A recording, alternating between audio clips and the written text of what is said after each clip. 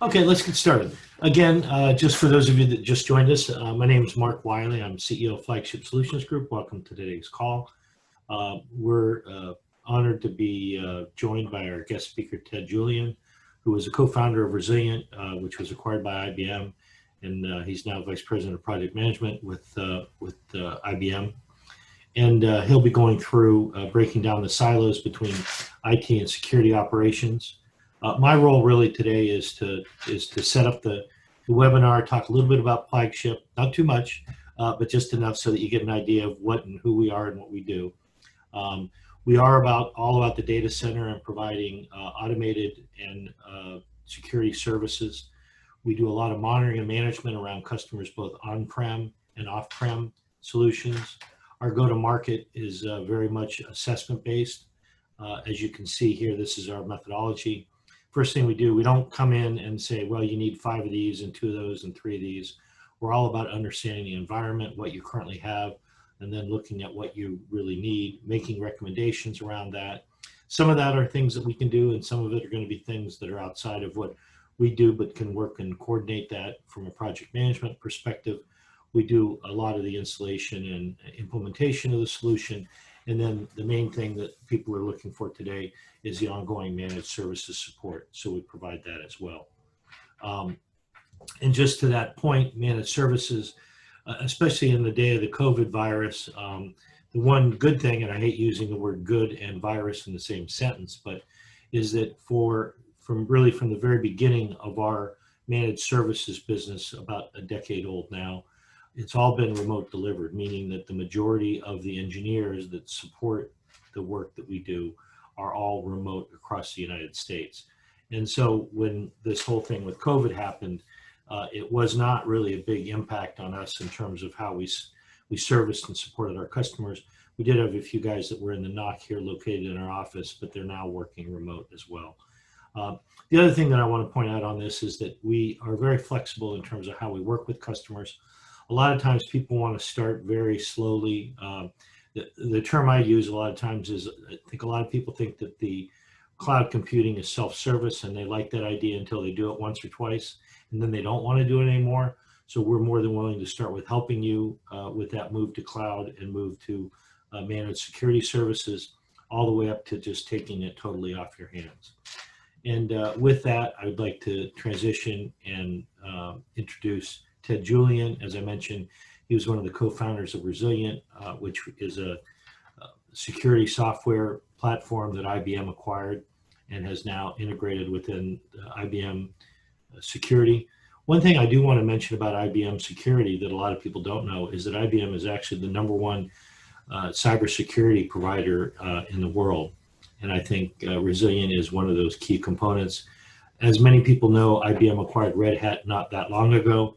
And so there's a part of this is looking at some of the automation that Ansible can bring along with the security that Resilient can bring.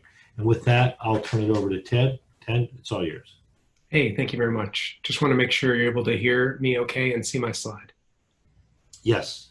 Okay, great. Well, thank you so much, Mark, both for the opportunity generally and for that kind introduction. And I want to thank all of you who were able to join today live for doing so.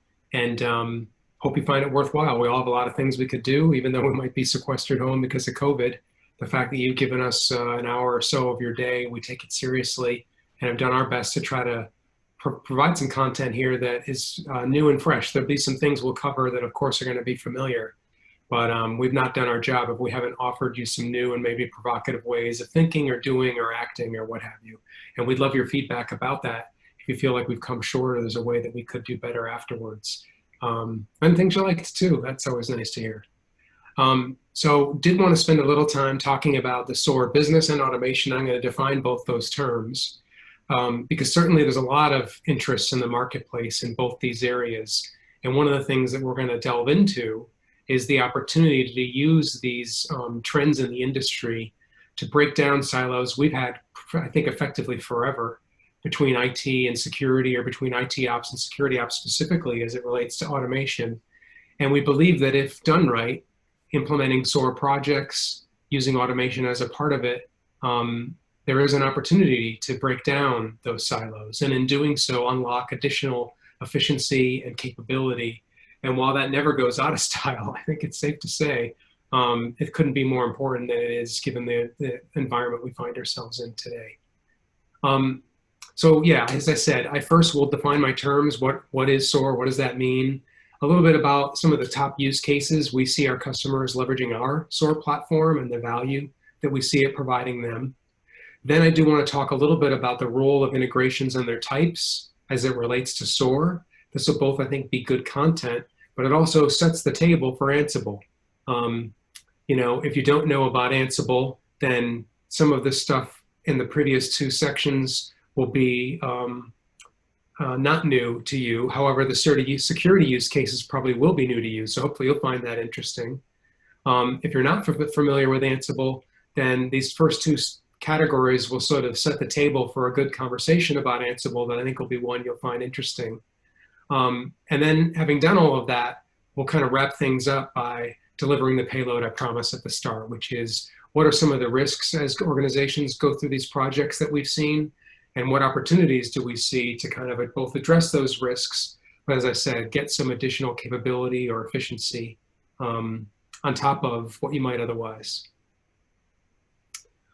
So first, here's a definition of SOAR. This is a term that Gartner defined a few years ago. And I think they did a great job at the beginning, and they've really stayed on top of it in terms of evolving their view of this market and the value that it provides to customers. So they define it, as you can see here, as effectively machine assistance that helps human security operators as they execute certain duties within their teams and across their functions. More specifically on the right, you can see a graphic which sort of shows you the four-cylinder engine, if you will, that comprises SOAR solutions. Used to be 3, now it's 4. I'll go through each of them briefly just to make sure we're all on the same page.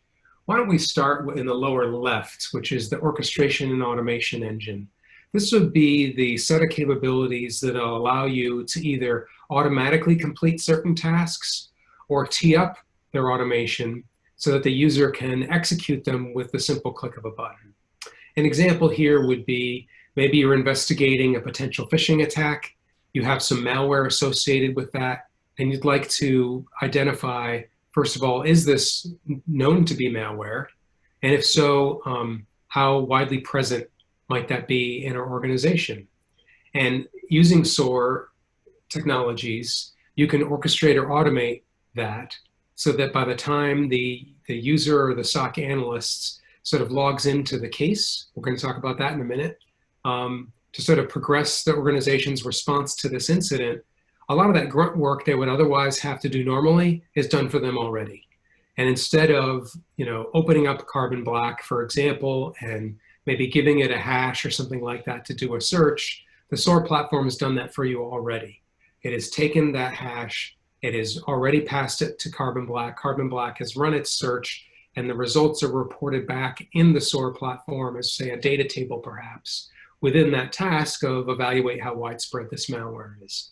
Certain tasks like that, you might want to be very happy automating under certain circumstances, just so you can even take out the step of the users having to just click this button. That would be orchestration, where it's not actually done, but the user can sort of review the situation, and by clicking a button, the action is automatically processed on their behalf. They don't have to separately log into Carbon Black, separately run the search, separately copy those results and paste them back into the case record. That can all be orchestrated. Yeah, so that's the Orchestration and Automation engine. And this is, without question, a very, very popular rationale for people deploying SOAR. As we get into some of the ROI, you'll see why. If we move to the upper left, that's the workflow engine, as you can see. And this is where you're able to stitch all these things together. Our platform, and I think most of the SOAR platforms, it's safe to say, have visual workflow designers that you can use to drag and drop elements to create a workflow. So if you're not familiar, this can be as simple as the set of tasks that you want the team to execute in response to a certain type of security incident. You know, for a DDoS attack, these are the 20 things that are a standard operating procedure.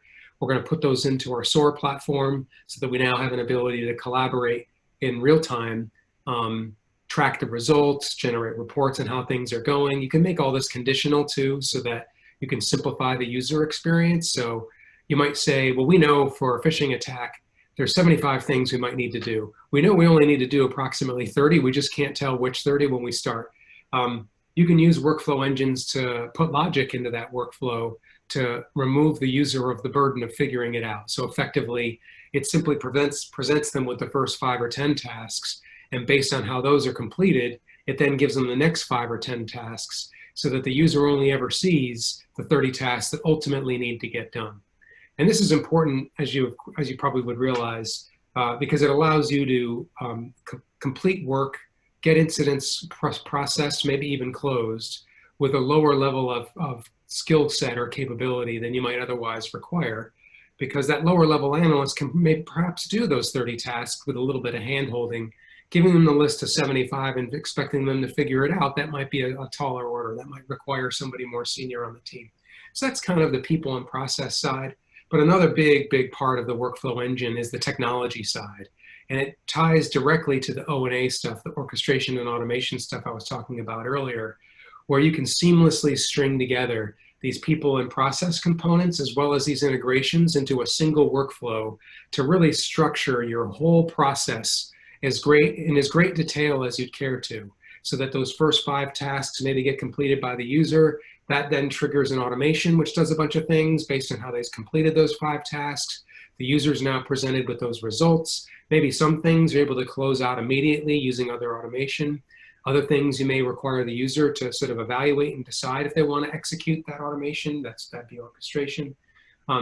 There's a lot to talk about here, but just to make sure we're on the same page, that's the workflow engine. And per Gartner's definition, the 2 big components to that. People tend to get very excited about the technology part of it, and there's nothing wrong with that. It is worth getting excited about. But when the rubber meets the road with our customers, and we're working with them about how to leverage this in their businesses with maximum impact, I've got to tell you the people and process stuff is equally, if not as important, more important than the technology integrations. And people's excitement over the shiny technology, I think sometimes occludes that view, which is a real shame because it minimizes the impact that these projects could have, and in some cases can create just poor results because, yeah, the things you can automate, you've done a fabulous job at, but the other things that have been left to humans, you've not really given them a helping hand, and so it's slow or people make mistakes or what have you. Okay. Upper right, ticket and case management. This is pretty much what you think it would be. The reason that it exists distinct in a SOAR platform, according to Gartner, not just me, is that there's usually security specific and sometimes incident response specific context associated with the ticketing and case management component of a SOAR platform. That's certainly true for ours. So that's distinct from what you would get out of your help desk or your general ticketing system. Doesn't have that best practices, that other security context. But the other thing is that it's often really, if this ticket and case management can be seamlessly linked with like your help desk, your general purpose ticketing system, you really can have the best of both worlds as security people. In that, things that the help desk can do, no problem. The platform can create a ticket within, say, ServiceNow to reimage those endpoints. It's linked to the appropriate task within your SOAR platform. People can exchange notes. When the ticket in ServiceNow is closed out, the task in your SOAR platform is closed out. I mean, it's great, right? But importantly, the help desk staff doesn't need to know why they're reimaging those endpoints, because you know what? They don't need to know. In fact, it's best that they don't know. You could argue, actually, I think it's very safe to say that from an incident response perspective, to think of the main security use case, it is a best practice, actually, that these operational systems be completely distinct from a confidentiality perspective as well as from an availability perspective while we're at it. And so as long as you can get that bi-directional integration with your other operational systems, like your ticketing system and your email, having ticketing and case management as distinct from those and as a part of your SOAR platform is the best of breed approach to take. And then finally, in the lower right, we have threat intelligence. And this is the notion of connecting your SOAR platform with whatever threat intelligence you require. This could be custom data lakes if you happen to have that for threat information that you're using because you're fairly sophisticated. but it could also be free threat intel services like VirusTotal or some of the others that are out there, as well as the many commercial feeds. And by connecting these feeds seamlessly into your SOAR platform, you're able to avail yourself of them on an automatic basis. So that, for example, anytime an indicator is added, it automatically is looking it up against all those threat feeds and putting the results back into the case, freeing up the analyst from having to have that 5 other tabs open in their browser for their favorite threat feeds and doing all this manual grunt work. So that's a bit about SOAR platforms. I wanted to talk about them in the context of this maturity model, and I won't have time to go through it all in great detail, but this is probably one of the most popular slides I present in the presentations I do on a regular basis. It's the one people always ask to get, because it's just a great benchmarking activity to figure out where are we at to know what we might want to start working on with regards to SOAR or our incident response capability, and then what are the things that we should be looking at as next steps. And you can see we just have this laid out for you from somewhat less mature to somewhat more mature. You know, less mature, you're doing maybe more manual, hand-cranked kind of processes. You don't have a ton of different security tools, to on the far right, where you're starting to fairly extensively apply orchestration and automation, look at artificial intelligence and machine learning, probably have lots of tools. And so frankly, part of the reason you're doing this stuff with your SOAR platform is to try to deal with that reality and not make that large number of tools a burden to your team, but help maximize the efficacy that large number of tools can provide for you. So again, wanted mainly to share this for you as kind of a takeaway to help you benchmark yourself and use it as a way to maybe guide your own journey when you are back at the office or off this webinar and at your remote office, to figure out what makes sense for you as your next step. And obviously this is where partners can be hugely helpful, right? Like the kind of folks here that are hosting this webinar for us to help benchmark you in this, to help you do that benchmarking and help you define what those next steps are and help you get those done. Okay, so having defined SOAR, talked about it a little bit relative to maturity model, because it is a crawl, walk, run. Nobody goes from, you know, from nothing to 60 miles an hour on their first day. It absolutely is a journey that we encourage companies to take progressively, to apply SOAR technologies on a use case by use case basis, as opposed to trying to boil the ocean, and using your success in those initial use cases to both inform, but frankly also justify the, you know, the budget and the executive support for those subsequent use cases is just a tried and true way to go about it. So speaking of use cases, did want to share some of the most popular ones we see in case they might be of interest to you or you might recognize yourself in them. In general, there are different ways that we see procedurally people use SOAR, and that's what is in this top table. And it's really just 3 things. They're using SOAR as an escalation mechanism, as an enrichment mechanism, or as a mitigation and remediation mechanism. So on the escalation front, it's as simple as we want an easy way to create a case of some variety from an alert or from an incident. And that often comes from a SIM. It doesn't have to. It could come from the ticketing system. It could be email. It could be somebody emailed in a suspected phishing attack to your email alias. You have monitoring that. And you'd like a really simple way, whatever that alerting mechanism is, that detective control is, to create a case within your SOAR platform so that you can now pull the team together, start doing some orchestration and automation, and try to close this thing out as quickly as you can. Enrichment, we talked about that in my carbon black example. It's just one of many, many, many examples. Threat intel will be another, where people use SOAR extensively. And that's, we've got our case. Maybe when we escalated it from the SIM, it already had a bunch of IOCs. It already had a bunch of artifacts associated with that offense or that alert. And why not pass all of those to our SOAR platform and have it do its magic of running them all against threat intel, doing that carbon black lookup if it's the right thing to do, and so on, as much as you possibly can, actually, so that by the time the analyst logs in, you maybe they don't even need to. Maybe you close that out as a false positive. Or if they do, you've spared them, you know, 15 to a couple minutes to a couple hours worth of work, and you've just presented them instead with the results of that work via automation. And now they're able to use that time instead to interpreting those results and taking follow-up action on those results, which probably only they can do, which is probably something we never automate. And then mitigation and remediation is exactly what you would expect. Under the right circumstances, automatically or on orchestration, just have them review it, but then click a button if they think it's the right thing to do. Block an attack, mitigate an attack. This could be everything from banning a hash via your EDR technology to make sure nobody else gets infected, to blocking a malicious URL that's associated with a phishing campaign so that you can stem other people from getting phished. And there's many, many other examples. So let's go to the bottom of the slide where we sort of embed some of these types or these processes into actual use cases that are very, very popular amongst SOAR customers. Phishing is a big one. Most organizations have a lot of them. So they look at that and they say, look, we have whatever it is, 100 of these a month. If we could make ourselves 30% better at being able to respond to those, really straightforward ROI for us there. And typically to do that, you're going to have a good number of integrations, which is why it can be tricky and why it may not be the right place to start for everybody, because to kind of do it end to end, you're probably going to monitor an email alias to which those attacks get reported. You're then going to create a case, and then you're going to do a whole bunch of things like threat intelligence lookups, directory lookups to maybe figure out who that system is, who owns it, what that user is, the web security gateway to be able to ban that malicious URL. I mean, there's really sophisticated things you can do here.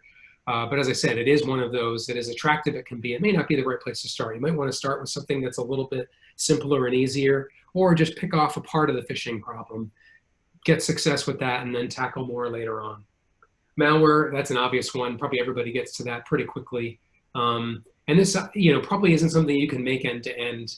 The potential, negative impact of automating malware end to end may not make the juice might not be worth the squeeze there.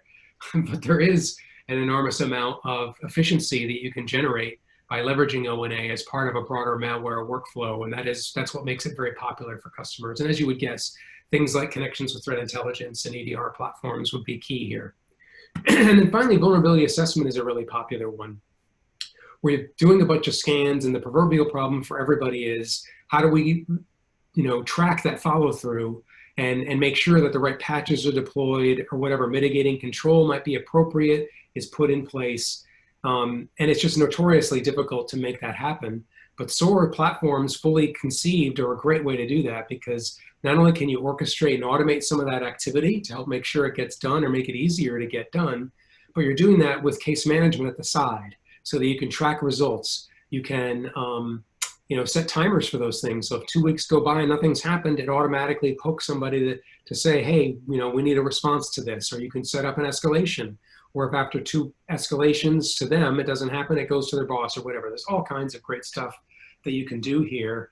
And as I said, by integrating it with your ticketing system and maybe even email, you can really expand the fold of people that you're able to touch with this orchestrated process fairly broadly to drive an enormous amount of improvement. So again, probably easy to see why this would be a very popular use case amongst customers.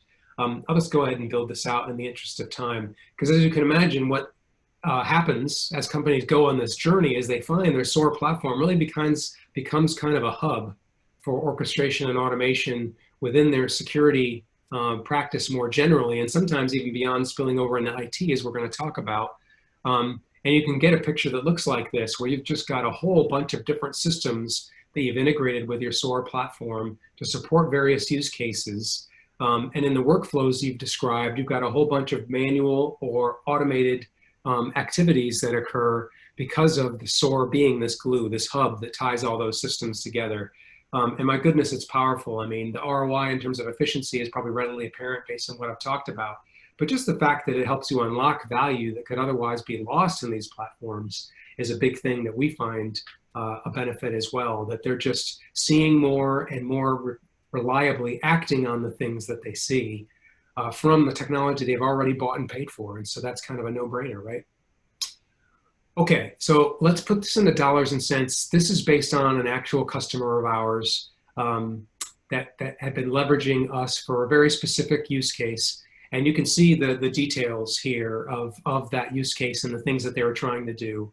And what they found, without dragging you through all the details, is they took something that used to take them 85 minutes down to a minute. I'm pretty sure they're down to less than a minute now. And so multiply this times however many times you experience an incident of this type or need to run a workflow of this type.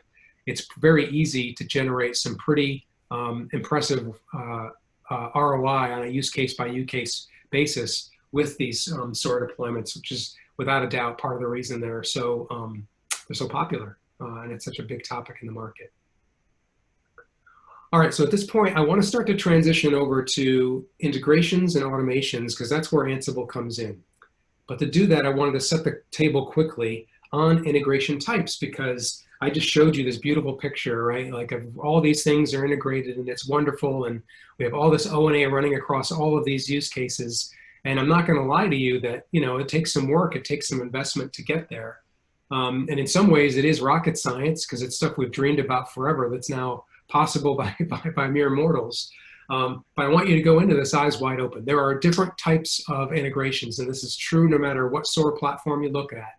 And sometimes I see customers just seeing a great demo and they get led down the garden path and they're not really thinking critically about what it's going to take to run these things on an operational basis.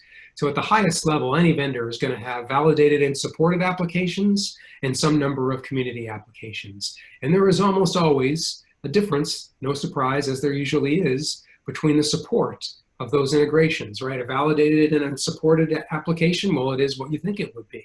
That vendor or the third party that put it on their app exchange is on the hook to support that. And sure, issues could come up, but it's in the license that they need to help you address that. Now, community apps are wonderful in the sense that if you can get a really vibrant community going behind something, I mean, it's amazing what can happen, right? Development at a pace that no vendor could possibly drive on their own. But when you get a community going behind it, all of a sudden there's all sorts of extra stuff out there and you have all sorts of people inspecting that stuff. It can be a wonderful and beautiful thing. So I don't want to take anything away from that. But at the same time, there's no free lunches, right? So usually the downside is sort of associated with these community apps is what is the support? And in an ideal environment, it's awesome, right? Because you have a vibrant community. And that vibrant community includes having vibrant, you know, rabid support for the particular set of integrations that you're using. But that may not be the case. And even if it is the case initially, there's no guarantee that that's going to last. And so it's very important to at least go in eyes wide open and to understand as you're looking at any SOAR deployment, like what are the integrations that we need and of what type are they so that we can plan accordingly. I have sat in more than a few customer conversations where they've gone down the path with a particular SOAR vendor only to realize the bulk of the integrations that they require are community apps. They're 6 months to a year later. Some of those apps start breaking because products rev on one side or the other, any number of things happen. And they're like, oh my gosh, I kind of have a custom development project on my hands. And that's not really what I thought I was getting myself into. So I did want to set the table there. The other thing I wanted to talk about is what about the non-security automation integrations? Because this, to me, is our bridge to things like Ansible. What I mean by this is there's a bunch of things that we as security people want to do that would require probably the same kind of an integration that our colleagues in IT or IT operations want to do, like a directory lookup. Everybody does that, right? Find out how many of a certain kind of system we have deployed in our infrastructure so we can get at patch level to support vulnerability management or something like that. I mean, there's a good number of just very general inspection or enrichment kinds of activities that we might want to leverage as part of our security team. And the chances are our IT team is interested in those exact same thing. And if we're not careful, what we risk is that we're all going down our own path, right? And we all have our different operational platforms. And so we're all getting different integrations to support our needs, not realizing that we're doing double or triple work, that effectively the integration that we deployed to support our SOAR deployment in the SOC is basically the same thing that IT used. And it's basically the same thing that DevOps is using, but they're not the same. There are 3 different integrations from 3 different providers, and you multiply that across all of the different integrations across all of these different silos, it can get to be a real mess. And you know, sometimes we can't avoid this, right? Sometimes these messes kind of grow up organically in ways that are unforeseen. And so, you know, we do our best and we deal with it in the aftermath. But, you know, for most of us, we're either not just getting started with our SOAR journeys or we're still relatively early. There's no reason that we should allow this to happen to us. Again, eyes wide open. So we think that just in general, there's an opportunity by collaborating to sort of avoid this problem by getting people to work together and acknowledge that they have some of the same requirements. Let's achieve them through the same technology stack. And this is where we think Ansible can make a big difference. So let me set the table first on what Ansible is, and then we'll demonstrate why. So Ansible is a leading open source tool for DevOps and IT automation. If you're not familiar with Ansible, you might be familiar with Chef or Puppet, which are competitors in that marketplace. And at one point in time, were certainly very thriving, widely deployed platforms, and I'm sure still are. Ansible came on a little bit later, but it has, I think it's safe to say, if you use things like GitHub polls as a metric, has outpaced them substantially. It is one of the top 10 most contributed projects on GitHub. Some of those others are blockbusters, like Red Hat. So I mean, it's a huge community, and they have more than 5,000 automations already available in Ansible Galaxy across cloud, server, endpoint, and applications. So that is quite a bit. We, as you can see here, in July of 2019, and then we revisited in November, created an integration for Resilient with Ansible so that we could allow our customers to take advantage of this huge number of integrations that Ansible does have available to it. So let me just talk with you a little bit about how that works. So you could just go to the App Exchange, you could get Ansible for Resilient, you would install that into your Resilient instance, and now when you have something like this, which happens to be a case escalated from QRadar to the SIM, but it could be another SIM, it could be an email, or for any, it doesn't matter. You have a case, and now you go into this case, and as you can see of the automation, we've already started to execute certain tasks. And in this particular case, it happens to be based on Ansible automations, right? Where there's an Ansible search capability, which searched for this file and found it present on these particular IP addresses, and that's what you see represented in this data table. Right? Why have this happen via completely separate integration if in your IT group, they already have Ansible and they already have this function available to you? That's crazy. You should leverage it. And then if we just go into the detail, by the way, it doesn't have to begin and end with just enrichment of doing a lookup. If Ansible has the ability to remove the file, IT already has that function available. Why not use the exact same function in Resilient and make that available? So that's all I'm trying to show here. And the beauty, of course, of this is you're getting a bunch of integrations kind of for free if your IT team is already using them. But even if they aren't, there's an opportunity to have one integration that you have to manage and worry about, not two or three, depending on other use cases and other groups within the IT department or elsewhere that might be leveraging these platforms.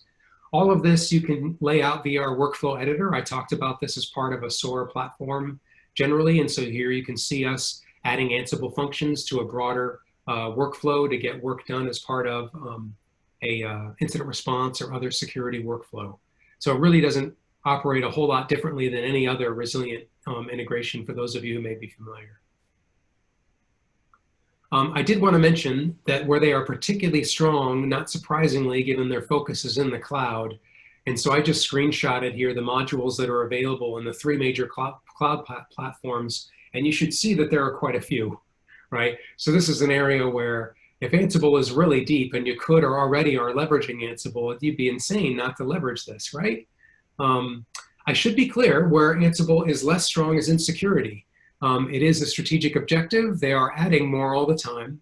And so if I was to be completely honest at this moment, I think the way that I've characterized it is probably the appropriate way. If you think that they're going to give you all the security integrations that you need, probably not the right way to think about it. If, however, you acknowledge that you have a lot of integration requirements that are shared by IT, like looking up a user, inspecting basic information about systems, then Ansible probably has a lot of what you're looking for. And to do it 2 or 3 ways as opposed to once doesn't make sense if you have a choice. Okay, so I'll wrap up. I've defined the terms on SOAR, and if that was new to you, hopefully you've walked away and realized that, wow, these platforms appropriately deployed can do some pretty amazing things in terms of security, efficiency, consistency, and repeatability. And I've seen it. Even as somebody who helped start this company, Resilient, part of IBM, it has surpassed my wildest expectations in terms of the transformative effect it's had on our customers. And I say that as somebody who's been in security for 20, almost 30 years now. and has been involved, had the pleasure of being involved in the creation of other security categories we would all be very familiar with. This, without question, is the most high impact of anything I've ever been involved in. Okay, integrations are key to this, however, and you should go in eyes wide open, understanding what that means, both the good and the bad, or just being practical.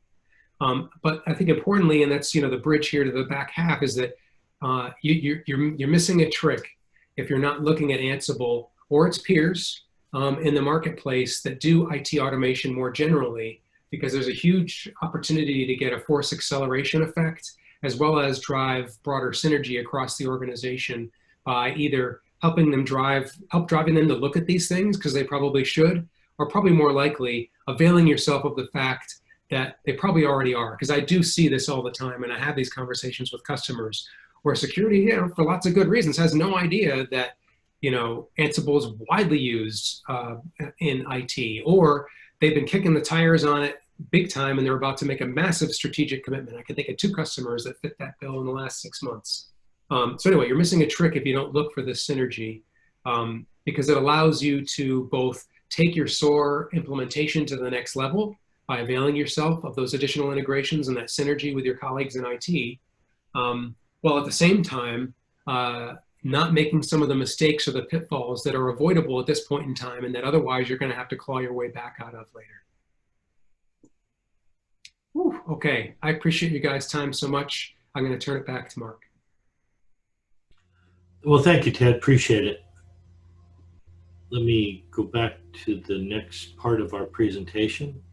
And this really is a little bit of a recap of what Ted just said. First of all, just a couple of comments. One, I know we're getting close to the end of this, and I just wanted to reiterate, I didn't mention it at the beginning, but we are, for the people that have attended today, we are going to be hosting a wine tasting, and we'll be following up more details after that. And it's a remote Zoom-based wine tasting. I've participated in a couple of those myself already, and they end up being a lot of fun, and there's something to look forward to during everybody being inbound and down home, as it were. It's a cool idea, man. I can't wait for when you do this. So everybody should show up. Yeah, it's fun, and you learn a little bit about the wine, and you end up having some fun at the same time. In terms of the security, I totally agree with Ted that I do think that the sort of the NOC and the SOC pieces, while there's some very separate elements to those, a lot of the information that both need to look at and pay attention to either is the same or similar or has to come through the same path.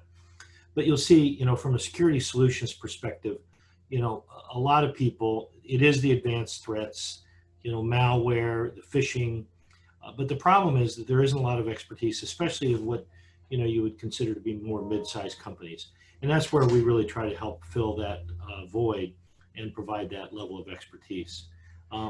As you can see, these are the main categories that we see and that Flagship supports along the journey that people have when it comes to security, because security is not necessarily just one size fits all, and each industry, each customer has different pros and cons that they have to deal with and things that are going on. And those shift over time.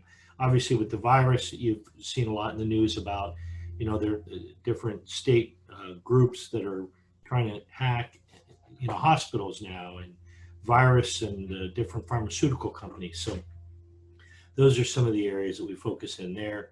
And then specifically, these are the managed services that we promote and provide for customers from a managed perspective. Again, this will be in the presentation that we'll send out to everybody. Really, it's not my intent to go through each one of these one by one. But then finally, again, as I mentioned, our go-to-market at the beginning is an assessment-based approach, and we do offer a security assessment.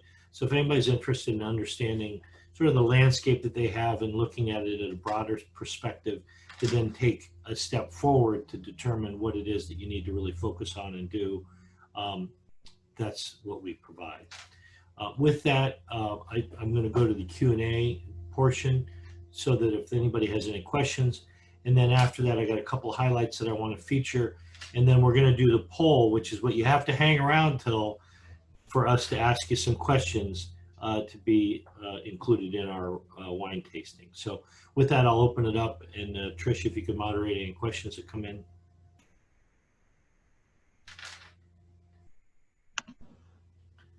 My experiences with most webinars, there are not a lot of questions, but at the same time, we want to provide that ability for people to do that. So I'll wait another minute, and hearing none. Okay, I'll move to the next couple of slides, and then we'll do the poll. We do have some other upcoming events. Ted talked about Red Hat Ansible. There's a workshop coming up that is going to be very extensive.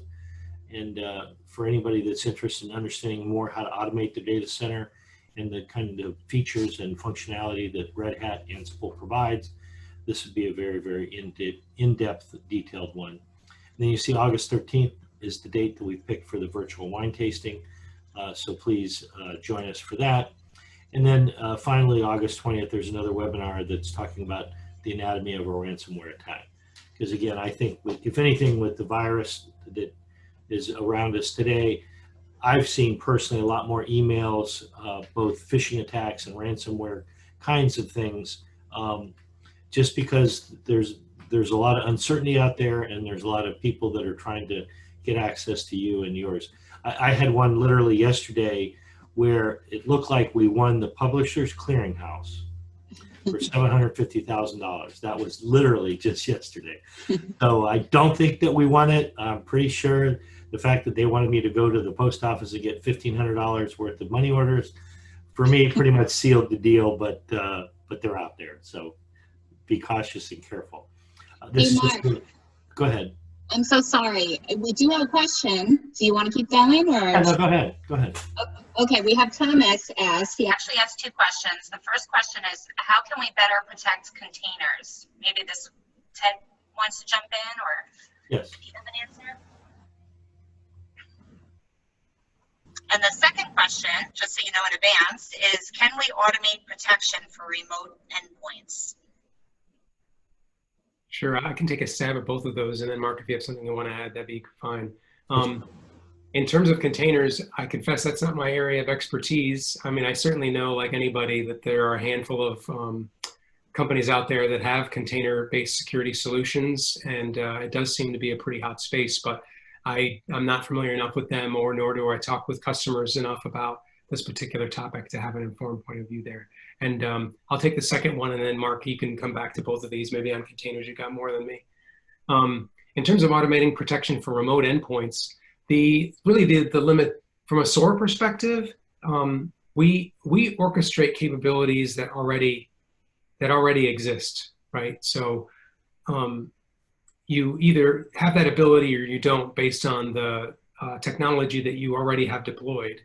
And if it does exist, then your SOAR platform simply taps into that existing capability to be able to automate that remote protection. So that could be anything from the EDR platform you're using to more general purpose systems like Microsoft tools to manage Microsoft endpoints, that sort of thing. In short, it's not a function that we provide explicitly, but it is a function that we can automate if it is otherwise available. So to answer the first question, thank you, Ted. In the IBM Cloud, there is a Kubernetes service that provides security around containers. So whoever asked that question, if you want, just send an email to us, and so I know who it is, and then we'll get a more detailed response back to you on that. Any other questions? And thank you for those. Appreciate that. That was it. Okay. This slide's been up enough. This is a little bit more detail on the Ansible that I mentioned, but what I'd like to do is get straight to the polling at this point. So with that, give me a second and I will. All right, here we go. So I just launched the poll. So if everybody will just take a minute to go through it.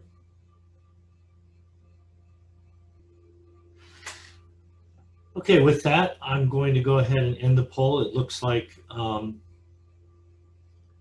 we have everybody that has voted.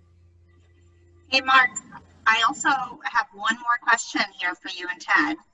Okay. Okay, the question is, also interested in how machine learning / AI will affect SOAR. Oh, that's a great question. That's a great question. Yeah, that's a great question, and it's a big deal. And we're seeing this already with our customers. the most popular use case, without a doubt, is basically associated with triage as cases come in. And in that and there are two particular use cases. One is severity, so basically examining the new incident as compared to previous incidents, and then using machine learning to predict the severity so that you can try to act on the most important things first. Team assignment is another popular one. So similar underlying approach, you're basically examining a new incident against previous ones and auto assign it based on who you assigned it to last time or who responded most efficiently last time.